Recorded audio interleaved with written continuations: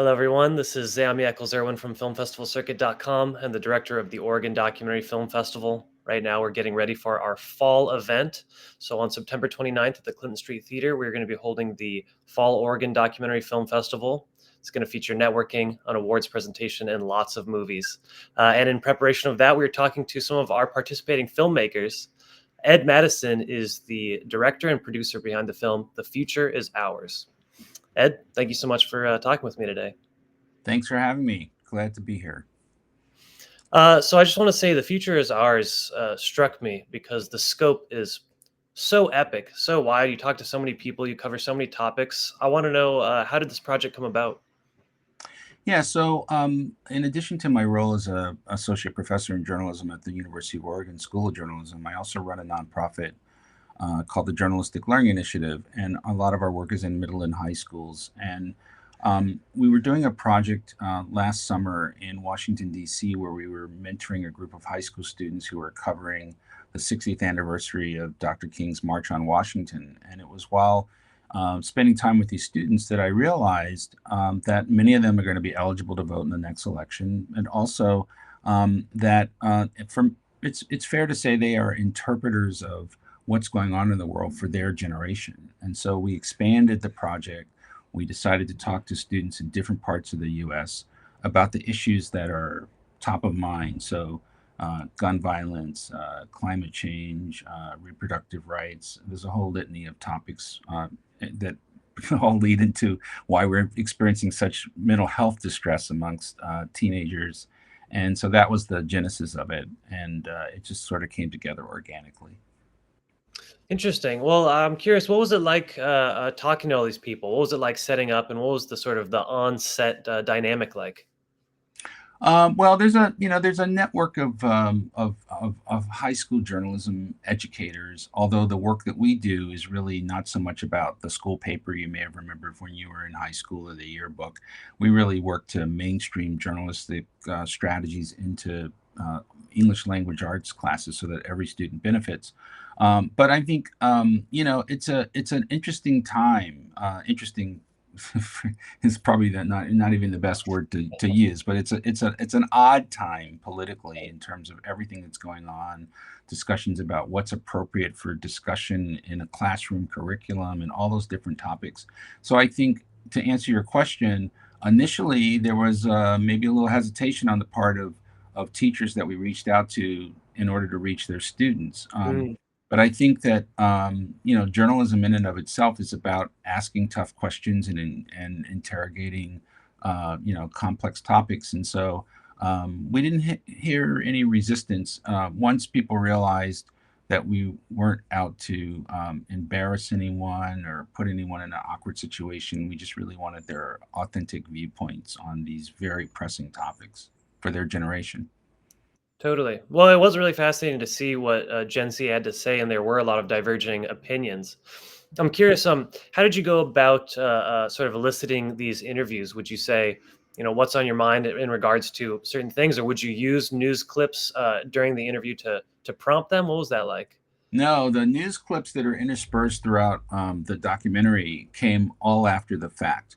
Okay. I know that I wanted representation from not just students in blue states, but I wanted red states and purple states, and Totally. I wanted young people whose opinions spanned a diversity of perspectives, on these different issues. And so Rockford, Illinois became a place where I have a colleague who lives in that community who used to teach in California, and she introduced me to a teacher who has a media program, and they welcomed us to come, and we spent a couple of days there, and that's where that's where a good cross section of opinions from kids who identify as Christian conservative or who have live in a household where one parent votes Republican, the other is Democrat. Mm, Very, and I think it's important to engage young people in these conversations. There's so much going on in the world, and I would venture to say that we're not hearing from the younger generation. Like there's not really a entry point for them to voice, what they're thinking about these different issues. And as we refreshingly found, they're not just idly spending their hours away on TikTok. Right. They actually care about these issues, and they're engaged. Absolutely, and well, and I do feel like that aspect made kind of an interesting dynamic with the news footage. Going back to that, the sort of the news footage was an interesting touch point to then push back with the authentic ideas of these people. I'm wondering, kind of, if you had any words about using that, especially given your background in journalism, how you feel about the media and how those kind of ideas being saturated, versus the opinions of people. Well, you're speaking to. So I was fortunate enough to be part of the startup of CNN when I was just out of college, and so and I've written on the topic of journalism and where it is as a profession, and I mean, I think it's fair to say, regardless of one's political perspective, there's a lot of questions about trusting journalists and trusting journalism, not just from the conservative right, but Right. also from people that are, consider their politics progressive. And I think it's warranted. It's a longer conversation that we probably have time to have here, but I think that generally what's happened is that there's commentary in primetime news network cast that people don't distinguish between news as we define news as being delivered in commentary. And so they blur the two. So, what Sean Hannity or Rachel Maddow do is not really newscasting, they're more Right. commentators. But if you blur that line, um, it gets to a point where people think that they're watching the news, but they're not really watching the news, and they say, "Well, I don't trust it," or it's too opinionated or whatever else. But Right. they're not watching news. If you want to watch news, watch Lester Holt. Right. It's different kind of thing. So I think that's and some of it's expediency and economics. There's just the economics of running it's much easier to have a panelist of 5 people talking about something than to send out crews all over the world to do Right. what CNN used to do. So that's part of a factor of it as well, is the economics have dictated these formats that are leaner and that are therefore sometimes end up being more polarized in terms of perspectives presented. Interesting. Well, I like that highly educated opinion about that. That's fascinating to hear. And I wanted to say another aspect of the film that really jumped out at me was that you cover so many topics. The scope is so broad, but you navigate it so well. I feel like each element fit into the other, and like the topics were kind of responding to the last one. And I'm wondering about, did you do the editing and what your philosophy with the structure was? Yeah, thanks for asking about that. So I did do the editing. It's definitely an organic process. Uh, you know, I knew that there were probably about 6 or 7 really important issues that this generation is concerned about and is speaking to, and so and then it was just searching YouTube for news clips that spoke to that, and I think in some cases uh, I got really lucky in finding things uh, that spoke to the things that the students were saying, and you'd have to watch the film to understand what we're talking about. You've seen it, Right. but there were just unbelievable sort of appropriate clips that we were able to place at specific times,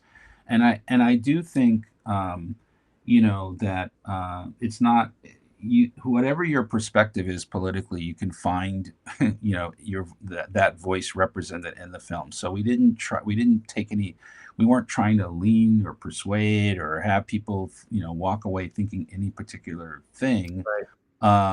And so that's hard to do, particularly in this day and age where people are skeptical about anything that they see.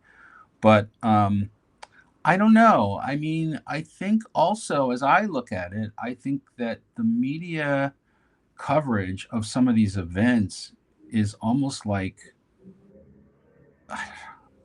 a parallel sort of backdrop to how we think about these events. So Right. there are a lot of people who, including myself sometimes, who sometimes want to step back and not actually be exposed to as much news media, because it can just be either depressing, quite frankly, or feel sort of toxic, And so I do think, yeah, it's pretty interesting. It's a pretty interesting experience, and when it was all said and done, and I looked at the whole thing, I was really it's like, wow, like this is pretty cool, which is why we started entering it in festivals.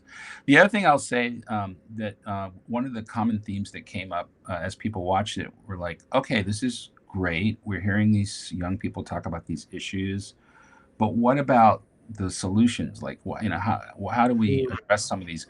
And so people suggested, and we actually did this, and it's available on our website. We did a follow-up, like, short documentary when we went back to Rockford, Illinois, and we took about 14 of these students, put them in a room together, and had them talk about different topics, and how we might address some of these issues. And it ended up sort of initiating what we're calling a common ground project, because that was a theme that came up. It's like, why do our leaders have to call each other names? Why can't they agree that they agree on some things and disagree on some other things, but just like have a more civil type of conversation? So that's kind of an outgrowth of it. And there's a short, I wouldn't call it a documentary, but sort of a response piece that is available on our website. So Wow, I love that. I mean, yeah, so basically the documentary formed itself and there was sort of a synthesis that yes, grew a bigger question that actually led to more work being made. yes, That's great. yeah. I'll definitely be linking that to this because I want to check it out personally, and I think everyone else should. Um, well, I'm curious, is there anything that you took away from this process? Anything you learned about either the craft of filmmaking, journalism, or just the conclusion in general? I learned that probably every 2 or 3 years, I become interested in something that moves me to want to step beyond teaching Mm. and to actually continuing to practice Okay, this. yeah. Storytelling is so important. I did another project a couple of years ago on juvenile um, justice in Oregon, and particularly Measure 11, and we did that in partnership with Oregon Public Broadcasting and the Oregonian and Willamette Week, and it got a lot of attention. And so, like I said, every 2 or 3 years, something comes up that speaks to me, and this just felt like the right time, particularly as we enter this election period, or I guess we're head over heels into the election period. Right. So yeah, just yeah. Interesting. Well, I I mean, don't know. it's cool. Well, I don't know. I don't know what the next one will be. yeah. So you don't have any projects currently in the works. It's something that No, has to not really. motivate you to that In point. between running an organization and having a full teaching schedule, what I do through the University of Oregon is every 2 years I take students, about 16 students on average, 16 to 18 students, on some type of international journey where we go to another country, and do a multitude of shorter documentary type stories, and written pieces. And we've gone to Cuba, Sri Lanka, New Zealand. We just went to Colombia Wow. just this past year. We're going to go to Brazil in another year. And so those are always fun, and those keep us busy. That's incredible. I mean, you have a lot of you have a lot of things on your plate, a lot of irons in the fire, and it seems like now your focus isn't so much creating journalistic works, but motivating others to go Yes, out and be the next yes, generation, and absolutely. that's incredible. Yeah. Is there anything else you'd like to add about the future is ours? No, not that I can think of. Just the last thing you said made me think about something else that we haven't necessarily released yet as an organization, but we're realizing that every individual is holding in their pocket. Usually, most of us have some type of smartphone device Right. that shoots, in some cases, 4K video, and so we've been doing some work internationally in places like Ghana, West Africa, like going in, because even though they may not necessarily have the latest iPhone, there are Chinese manufacturers that are knocking off iPhones that basically give them the same capacity. Okay. And so the effort is to encourage young people all over the world to get into storytelling, and also reclaiming some of the false narratives about their culture. Right. We've had So anyway, that's something else that we're working on as well. That's great. It's a powerful time. Everyone has their pocket camera, the ability to document a truth that otherwise wouldn't really be made. Yeah, I apologize for my dog. That's okay. Okay. Well, Ed, it was great talking to you. I'm Yeah. very excited Please to send me the screen. link to this, and we'll post Absolutely. some clips of it too as well. And I appreciate the Excellent. time, and thank you so much. And I would love to try to attend. Excellent. So yeah, thank you so much for the Well, I work. think this is going to be a big hit on September 29th at the Oregon Documentary Film Festival. I cannot wait to screen it. Perfect. Thank you Thank so you very much. much. All Take right. care. Bye.